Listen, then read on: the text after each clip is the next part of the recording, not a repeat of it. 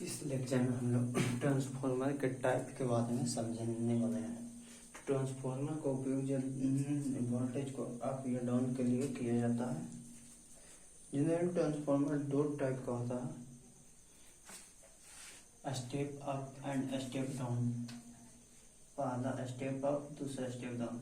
तो पहले समझेंगे step up transformer. Step up का मतलब ये होता है कि वोल्टेज को इंक्रीज करना। तो पहला फिगर के माध्यम से समझाने का प्रयास किया है कि एक ट्रांसफार्मर का प्राइमरी साइड है जिसका टर्न N1 है एंड दूसरा टर्न N2 है जिस साइड लोड कनेक्टेड है, इसको सेकेंडरी का है। तो N1 टर्न है वो N2 से कम है, ठीक है।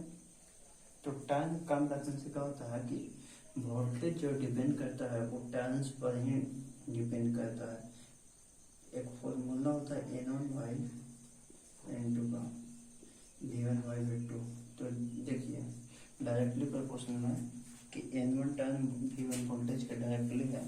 तो इसी प्रकार से अगर यहाँ पे टर्न ज़्यादा रहेगा तो इंड्यूस जो वोल्टेज होगा वो ज़्यादा करेगा। तो N1 में टर्न की मात्रा N2 की मात्रा में कम है, तो यहाँ पे प्राइमरी साइड जो वोल्टेज का लेवल है वो कम है और सेकेंडरी साइड वोल्टेज का लेवल ज़्यादा है V1 के तुलना में। कारण ये है कि यहाँ पे टर्न का रेशियो कम है और टर्न डायरेक्टली प्रोपोर्शनल होता है वोल्टेज। जितना ज़्यादा टर्न होगा वोल्टेज इंड्यूस उतना ही ज़्यादा होगा।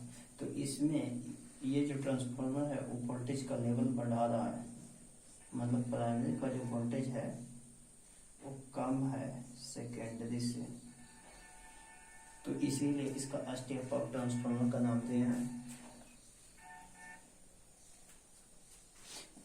स्टेप ट्रांसफार्मर का उपयोग जनरली पावर को ट्रांसमिट हाई वोल्टेज पे करने के लिए किया जाता है।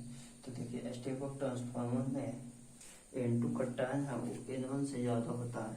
दूसरा ये वोल्टेज लेवल को बढ़ाता है, इंक्रीज है। इसका उपयोग वोल्टेज को ट्रांसमिशन लाइन में करते हैं। यह ट्रांसफार्मर प्राइमरी साइड का जो करंट का मात्रा है वो सेकेंडरी की तुलना में ज़्यादा होता है।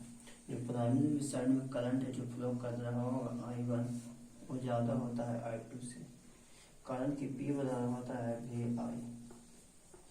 तो ट्रांसफार्मर में generally power and frequency constant रहता है। तो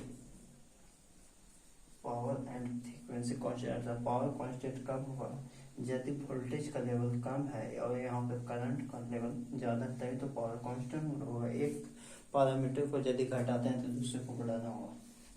तो ठीक प्रकार से यहाँ पे वोल्टेज का मान V1 कम है, यहाँ पर V1 कम है तो I1 ज़्यादा है, यहाँ पे V1 ज़्यादा है तो I2 कम है। तो यहाँ बताए हैं कि I1 करंट है वो I2 से ज़्यादा है, V1 वोल्टेज है और V2 से कम है। तो स्टेप अप ट्रांसफार्मर के बारे में इस लेक्चर में तो बता देंगे। नेक्स्ट में स्टेप डाउन ट्रांसफार्मर के बारे में सीखेंगे।